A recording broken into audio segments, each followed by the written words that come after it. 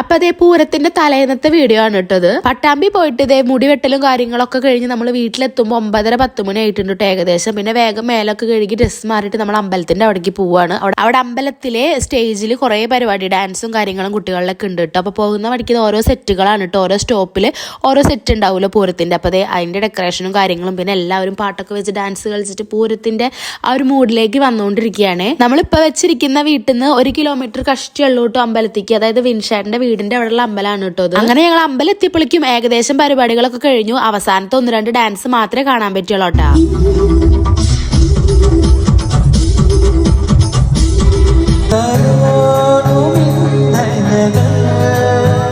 അതിന്റെ ഇടയിൽ ഇത് വിൻഷാന്റെ ഫ്രണ്ട് തേജുന് ഒരു ഐസ്ക്രീം വാങ്ങി കൊടുത്തു.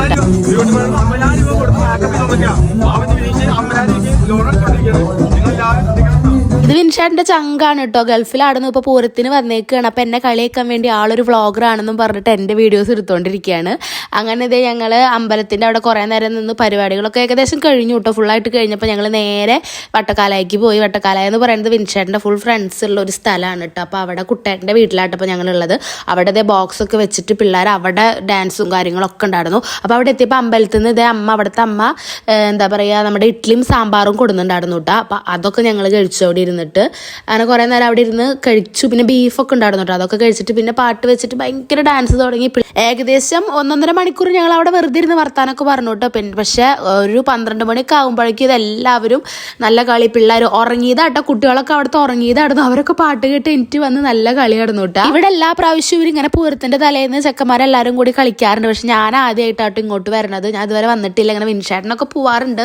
പക്ഷെ ഇത് എന്റെ ഫസ്റ്റ് ടൈം ആട്ടോ ഞാൻ ഇവരുടെ കൂടെ ഇങ്ങനെ കളിക്കാനൊക്കെ വന്നേക്കണത്. പിന്നെ ഞാനാണെങ്കിൽ കിട്ടിയ സമയം മുതലാക്കാതെ എല്ലാവരുടെയും വീഡിയോസ് നടന്നെടുക്കുന്നുണ്ട് കേട്ടോ. എല്ലാവരും നല്ല കളി നടന്നു. അതിൻ്റെ ഇടയിൽ ഇത് എൻ്റെ കണ്ണിൽ പൊടി പോയിട്ടോ. എൻ്റെ കണ്ണിൽ മാത്രമല്ല, ഇത് ഇങ്ങനെ ഒരു സംഭവം എറിയുന്നുണ്ടായിരുന്നു കേട്ടോ. അതിൻ്റെ കുറേയൊക്കെ സംഭവം എന്താ പറയുക, എൻ്റെ പൊടിയും ആ ഒരു വലിയ വട്ടത്തിലുള്ള സാധനമൊക്കെ എൻ്റെ കണ്ണിൽ പോയി. കുട്ടികളെല്ലാവരുടെയും പോയിട്ടില്ല, വലിയവരുടെ കണ്ണിലേക്ക് തന്നെയാണ് പോയിരിക്കുന്നത്. ഞാൻ ആദ്യം എറിഞ്ഞിട്ടുണ്ടായിരുന്നു, അത് രാകേഷേട്ടൻ്റെ കണ്ണിക്ക് പോയിട്ടുണ്ടായിരുന്നു. ഫസ്റ്റ് തുടക്കം കുറിച്ചത് അവിടെയായിരുന്നു കേട്ടോ. പിന്നെ നിരത്തി എല്ലാവരുടെ കണ്ണിലേക്കും ഇങ്ങനെയൊക്കെ ചെറുതായിട്ട് പോകുന്നുണ്ട്. അത് ഉണ്ണികൾ എറിയുമ്പോഴാണ് നമ്മുടെ കണ്ണിലേക്ക് പോകുന്നത് കേട്ടോ. ഇവൻ വന്ന് വലിച്ചെറിയ ചെയ്യണം മുഖത്തേക്ക്. പക്ഷെ അവർക്ക് കുട്ടികൾക്ക് കിട്ടണില്ല, കാരണം ഒരു ഹൈറ്റ് കുറവല്ല. അപ്പോൾ നമ്മൾ മോളിക്ക് എറിയുമ്പോൾ അവരുടെ തലയിൽ വന്ന് വീഴുള്ളൂ. ഇവര് ഉണ്ണിയോളം അടിയിന്ന് നമ്മുടെ മോളിക്ക് എറിയുമ്പോൾ നമ്മുടെ ശരിക്കും എൻ്റെ കണ്ണിലേക്ക് അവിടെ നിന്ന് എറിഞ്ഞിടുന്നു കേട്ടാ.